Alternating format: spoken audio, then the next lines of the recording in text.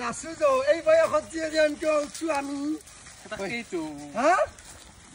কি ডাকাৰি তই মাততে হলে নাই বিহু নাচবা যাবা আচ্ছা ওৰা হাসি নাচা বুঝলা হ্যাঁ হলে এটা কথা মোৰ আমি কি জানা না আমাৰ হবা পাৰে বুঢ়া আমি সেই বুলি আমাৰ আছে যৌবন ইটাৰ আপি গলাই হে বিহুটোক একেবাৰে কিবা কৰি ফেলছি কিবা কানি আগৰ বিহুক নৰে আগৰ বিহু গাছৰ তলত কিট থকা বিহু হয় না নহয় কম আৰু আমি মিছা কৈছো মই হা